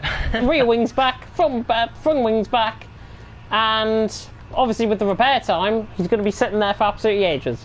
So let's run on board with Darren, because he's getting closer once again to Speedster. Speedster dropping now at 53 flat last time out, Darren with a 51.6. Looks like Sinclair is pushing, but 4.5 minutes to go, 7 seconds. I don't think that gap's going to close at all. No, I don't think so. I think Speedster's been controlling the pace. I think he's maybe seen the gap come down to maybe 7 seconds, and then maybe just, I'm gonna go faster this lap, and then that gap opens up again. So I think he's playing a bit of mind games, possibly, with Darren Sinclair.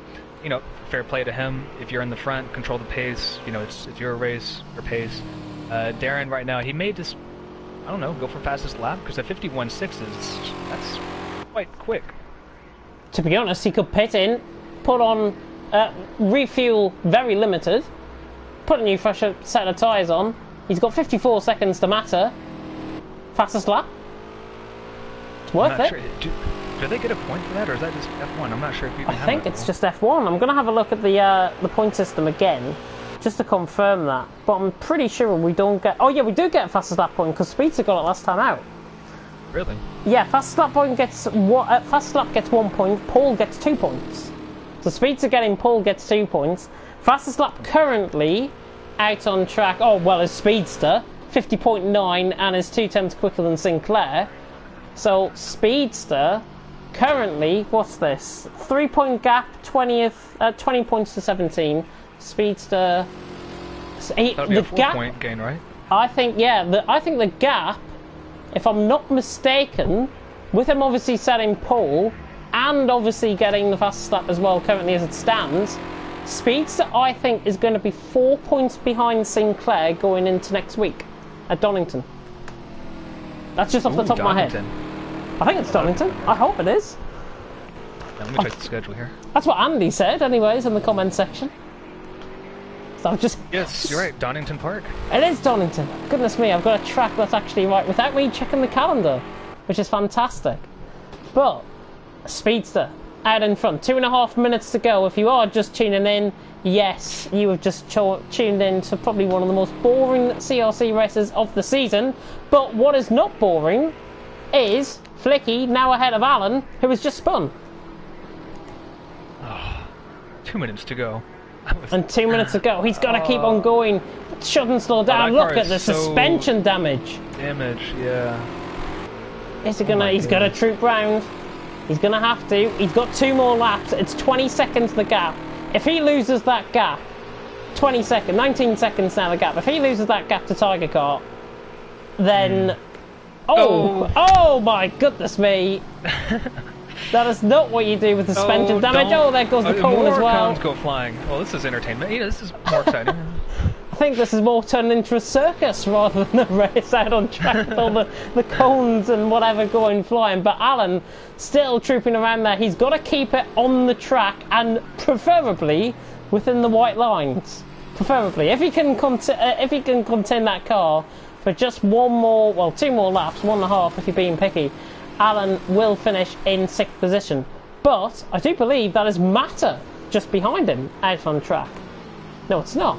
Who is that out on track? It's Sinclair. Darren Sinclair. Here's Sinclair. I was getting both mixed up. Alan's off again into the gravel, and Sinclair through. So Alan now being lapped, and actually all the way from 5th downwards. Has been lapped? No, there's Speedster just in the background of shot, just appearing there. Flaky in 5th. Currently is the driver that is still on the lead lap. Anyone else below that has been lapped at least once by Speedster and Darren, which is remarkable. It just comes to show their speed and their pace. Yeah, I was going to say that just shows the raw pace that Speedster has. I mean, I think he has the raw pace. You know, I think it's just him converting it into race pace and him converting it into results. That's been the issue in the past. But I think today may be a turning point, and I really hope it is.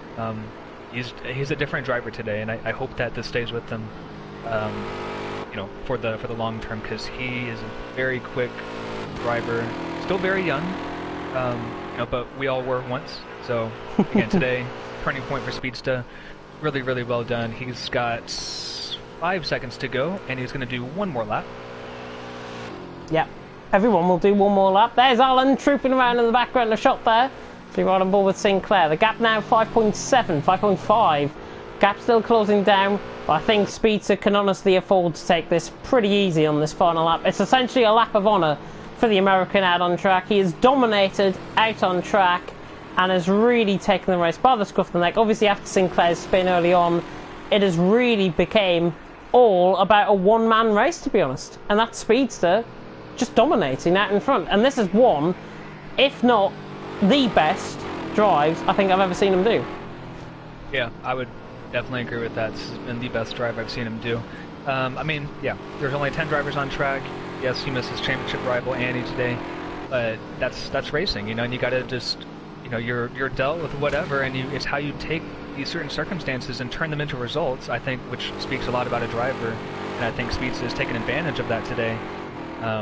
And this could play a pivotal point in the championship come later, you know, in the next month or two. Yeah, as he comes through turn 10 for the final time out on track, it is going to be a pivotal moment. If we look back in, what, 3, 4, 5 races time towards the end of the season, Speedster, this might be the drive that we look back on and say, this is a champion's drive. Speedster coming around into the final 2 corners, just up the hill now, up the elevation change once again for the final time, and Speedster through 13 and 14 for the final time. He can afford to take it easy. Speedster out on track through the final 2 corners. The American is going to have a dominant victory out on track. There is Flaky just getting out of the way. Speedster across the line to win here in Brno, continuing on his great run of form that he had and repays himself for last week as well. Sinclair finishing in second, and then we've got to wait until Christmas for the rest. But I think Alan is going to hang on for P6 somehow. He's going to hang on from Tiger Car for P6. So Alan across the line with suspension damage and whatever went wrong with that car is absolutely unbelievable. Wow, yeah. But finishing 6th though, fantastic stuff from Alan. There's Tiger Car across the line just in behind as well. And then, as I say, we've got to wait until Christmas now for the rest to come home. That's Matter racing at home, Flaky, and I think we've got High Grade as well to come home as well, if I'm not mistaken. But Matter going to be in 3rd position. He's going to get my drive of the day vote. It's as simple as that. He's recovered really well. You can take Speedster's drive, you can take Sinclair's recovery drive as well. But overall, I think Matter, who was down in 7th, I think, at one stage in this race, really attributed himself well, really came about well. He's getting my drive of the day. Yeah, he's got my vote too. After that spin, really level head coming back from the field, showed his maturity, showed his good racecraft, and he turned that into a really good result, good podium result. Racing at home also has gotten a really good result too. 4th place after starting down in the pack, and I think 8th or 9th. So good drive from him. I think on pace today probably wasn't top 4, top 5, but again, he took advantage of some circumstances from other drivers making mistakes and put in a really good finishing result in P4. Oh, and that is not what we like to see right at the end of the race. That is before the finishing line, not after the finishing line, but a penalty might be awarded for that, to be honest. But Speedster out in front, 5 seconds the gap. It really isn't the gap out on track. It should be more like 8 or 9 if he didn't go off right at the end. And actually, Sinclair just spotted it, has taken fastest lap by 9,000ths of a second. So Sinclair takes the fastest lap point, and now the gap, I'm under the impression, is 5 points heading into next week at Donington. Wow, 9,000ths. That's literally a sliver of paper. Where did he come and set that from? Well, I mean, okay, so you got light fuel, but still used tires, but, wow, that's impressive. It's really impressive. Matter finishing in 3rd as well, just to run off the rest of the results. Rest of home finishing in 4th. Flaky in the end in 5th. Says he's 9/10ths off racing at home, which is quite strange. Don't think it was. Alan across the line in 6th. Tiger Car in 7th. High Grade in 8th. And Bart finishing in 9th position. That is the end of the Czech Republic Grand Prix at Brno. Not the British Grand Prix, as you see at the top of your screen. But I'm now just going to go briefly onto a blue screen, because I'm going to invite our top 3 into our commentary box. And, of course, we have to start off with Speedster. Now, this is quite tricky. You might have these guys on your friends list. And I'm just trying to... Oh, I've got Speedster already. We've got Sinclair, haven't we? And... Matter. Darren. Just typing their names in currently. Hold on. Currently, there's Sinclair. And we should have ILRT Matter as well. I hope these guys can join. If they can't, then you might have to suggest them. Which is not too bad as a workaround. ILRT, not ILRT Mael. He didn't race. There's Matter. Right. All 3 have been invited. Let's see who comes in first. But obviously we've spoken about the driver of the day. Donington next week. Whole different set of circumstances for these drivers. How do you think these guys will cope out on track in these LMP3s? Oh, I think they got their work cut out for them. It's a very different track. It's quite bumpy. Elevation change is quite abrupt, especially that Sector 1, Sector 2, where it's really flowing downhill, coming up the hill into that double right-hander. So I think we're going to see probably more off tracks next week, possibly more battles, but definitely more off tracks. I predict Speedstay again is going to be quick. I think Andy, Darren Sinclair are also going to be very quick, so it'll be a toss-up, I think, of who can maybe get the best setup, maybe who can keep it on track and just no off tracks. As well, here is in the lobby. Yeah, here is the man of the moment that has just joined us in the commentary box. Speedster taking the win out on track. Obviously, unfortunate in the circumstances, Sinclair having that spin, but talk us through what turned out to be one of your best drives that I think I've ever seen. First of all, thank you guys for being here, for commentating. As always, you guys did a great job. I went for a different strategy today in the sense that I usually don't like fuel saving. I kind of like just driving the car flat out the whole time. But last week at Nürburgring, it became apparent to me that I'm going to have to fuel save to win races, because just the strategy, especially if I don't have to lead off the start, doesn't work out. So today I went in thinking, alright, we'll start off the race fuel saving, taking care of the car, so that's exactly what I did. Especially when Darren got around me, you know, I thought about maybe giving him a little bit of a fight into turn 3, but thought, you know what, there's another 59 minutes to go in the race. It'd be wise to just concede the position for now and make plans later. So I just stuck behind him, used his slipstream a little bit to save some fuel, drove a really relaxed race, saving my tires as well, especially the front left was giving me problems in practice in terms of overheating and wear. And then, yeah, I started to gain on him a little bit. I started to push a little harder after I saw that I was doing well on my fuel delta. And, yeah, unfortunately, Darren, you know, hoping to have a good fight, maybe try a couple overtakes or maneuvers on him, but unfortunately, yeah, he spun in Sector 2. Which made my race definitely much easier, which is unfortunate because, you know, I do like fighting out hard for the win. Like, especially, you know, Darren's gotten really quick too. Like that lap he set in quali was really terrific. I mean, that was my PB going into this session, and I don't know what I did. I somehow just stepped up a notch, but you know, he set a good lap. He had great pace throughout the entire weekend. So, you know, shame we couldn't have had an on-track battle, but at the end of the day, I'm really happy to have the win. I felt like I drove the correct race, given the circumstances. So for that, I'm really happy. Yeah, that's awesome. Speech to I was like, you're probably gonna watch back the stream later, but I was super impressed, and like James has said, you know, this has probably been the best drive that I've seen you, you know, doing a race. I thought today was a turning point. Today was a champion's drive. With the way that you handled the race, and as you just mentioned, you know, you could have made a move in turn 3, but you decided to back off. You decided to play the long game. I mean, think about it. You know, analyze, fuel save. You know, save the tires, stay in the slipstream.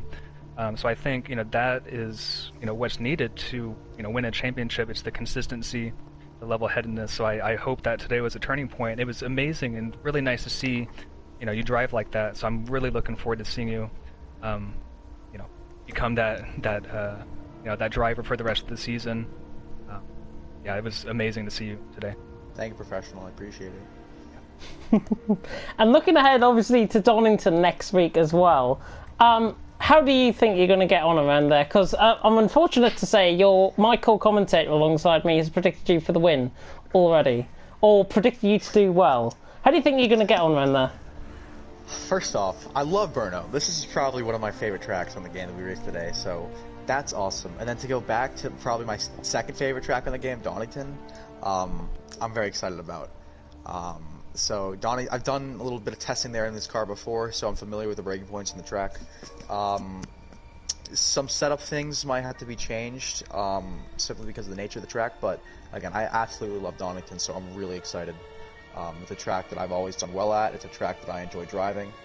In these cars, you know, Sector 1, the swooping downhill towards the quick right-hander, you know, in this thing with so much downforce, it's going to be so exciting to do, and I can't wait.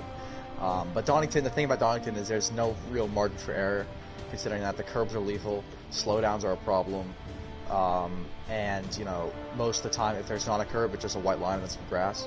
So that's going to require a lot of mental discipline and a lot of concentration to not, you know, make big mistakes throughout the race. But, you know, I'm going to try to use the momentum I got today from my drive to, you know, hopefully carry that forward and not make any mistakes next week. Clean, composed, dominant. There's the 3 words I'm ending off this interview with. Thank you so much, Speedster. Enjoy your evening. Appreciate it, man. Thanks, Professional. Thanks, James. Congratulations, Darren and Matt, on your podium positions. Great to see you guys in those spots. Thanks, Speedster. Guys. And now we move on to our second place driver, Sinclair, who obviously was very unfortunate with that spin. Sinclair, if you're here, talk us through your race. I was actually like, coming into this track. It was a bit strange because obviously I've never done it before, so I was kind of expecting to be kind of not as close to the front, but and then the lap in qualifying I was like, well, maybe this is a bit strange. Maybe I'm actually quite decent here. So yeah, I mean, I got him off the line at the start, and then obviously I maybe fuel saved a bit too much at the start, which maybe gave him a bit of a chance to get me, but yeah, I mean, a slight mistake which turned out to be quite catastrophic, which is a shame really. I think looking at the times after it, I think kind of matched him pretty well, so mixed emotions after that one. Professional? Yeah, so talk us through that mistake, because I think we missed that. We just noticed, I think, that, or I'm not sure, James, did we catch his spin? Half caught it, which is fortunate for him. It's better one I Yeah, did. so kind of talk us through, like, what happened, like, why, like, how did you lose it? Too much curb, maybe? Too much, you know, too much loud pedal? Like, what happened? Honestly, I think I was just maybe coasting too much, and then I think I'll have to look back and see, but I think I just turned the wheel too much, and then obviously once this cars go around, it's kind of hard to save them. But I mean, it could have been worse. I mean, there's a bit of a gap to the person behind, so obviously it's not the end of the world. And I think looking back after the race, maybe I could have won it, but yeah, if you told me I was going to finish second at the start, I definitely would take it. And obviously looking ahead as well to Donington. Sorry, Professional, I think I cut in on you there. You're fine. I'm fine. I was just going to say, like, really well done on second place. You know, after the spin, it was good, just kind of, you know, bringing it home. So yeah, well done on second place. Yeah, I was pushing at the end as well. I think I got the fastest lap, which is always I think it was like 9,000 or something. 9,000. So well done. yeah, I was pushing at the end, but I mean, it could have been a win. Yeah. So it happens.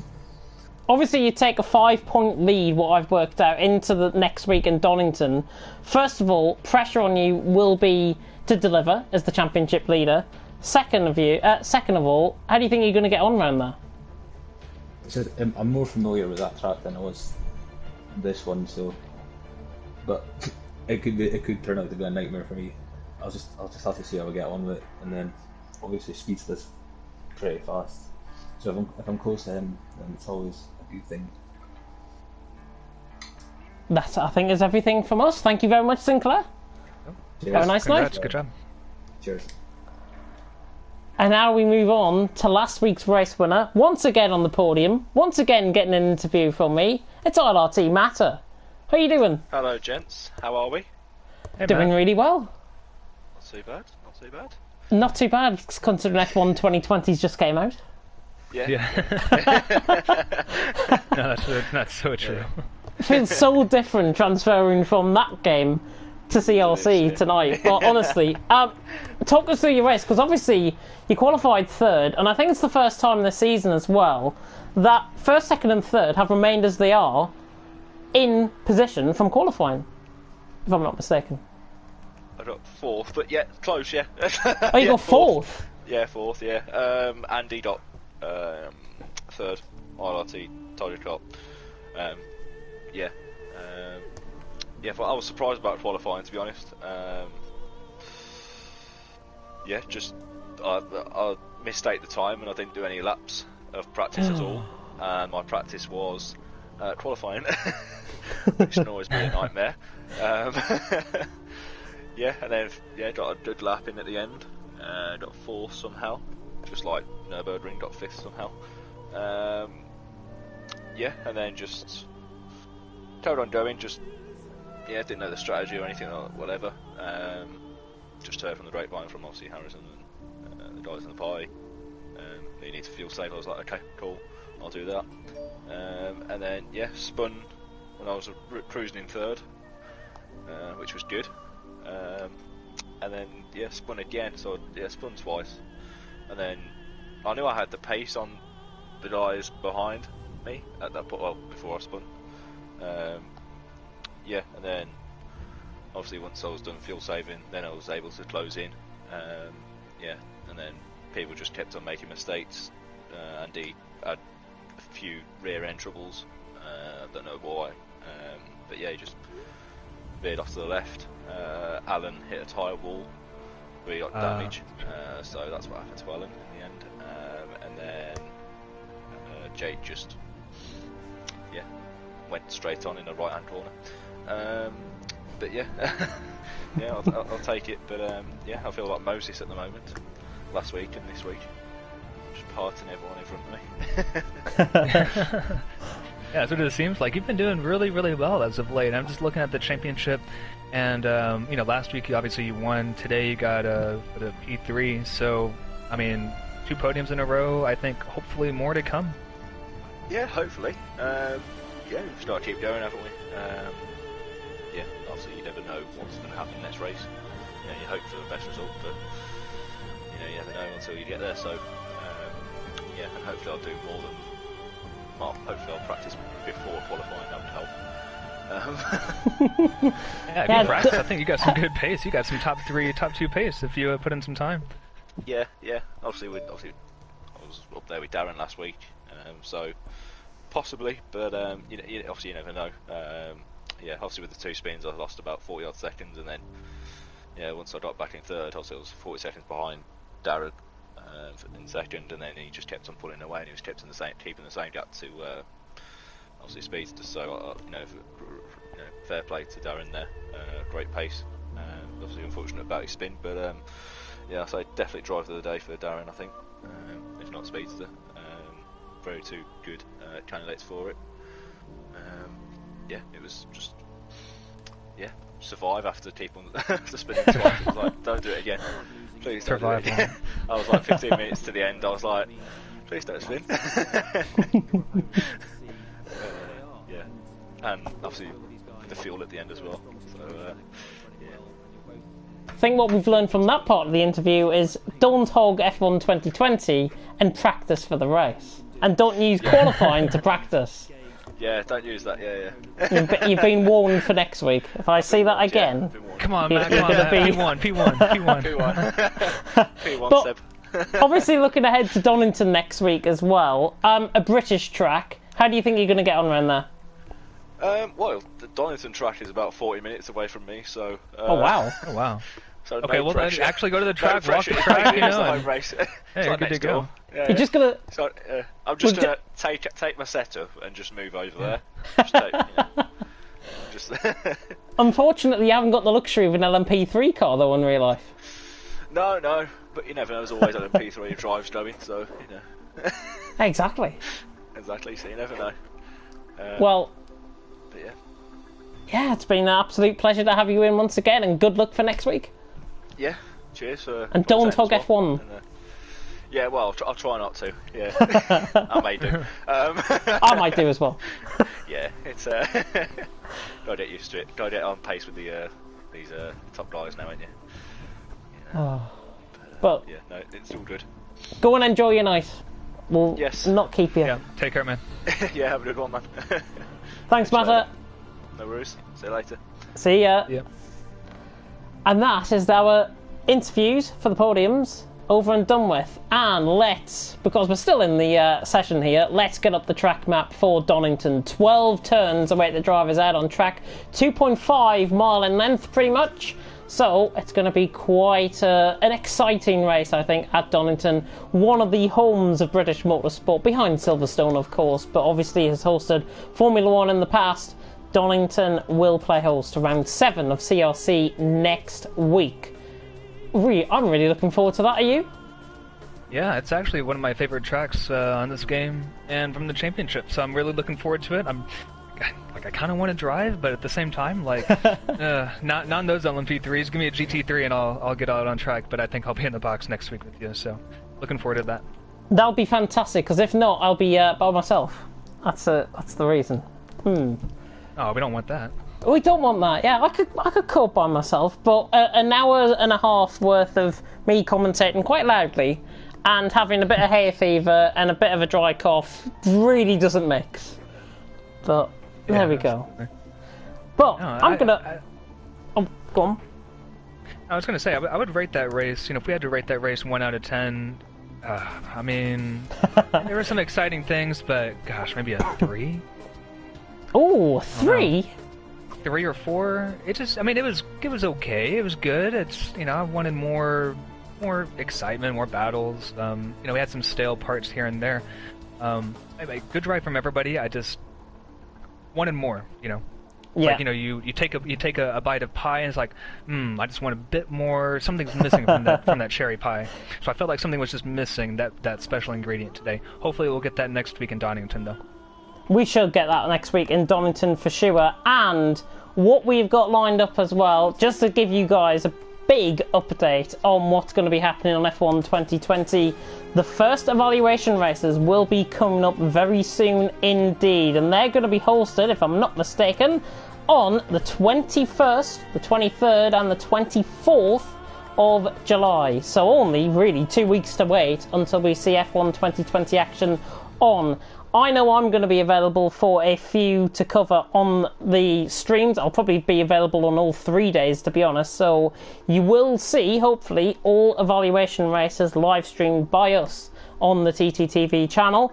And then we move to the new season, which starts, of course, in Australia on the 28th of July. So literally the week after the evaluation races, we're throwing these guys in at the deep end, and we go straight into Australia. And that calendar pretty much lasts all the way to the first weekend in October, pretty much. So from the 6th to the 9th of October, we've got Australia, Vietnam, and Netherlands kicking off.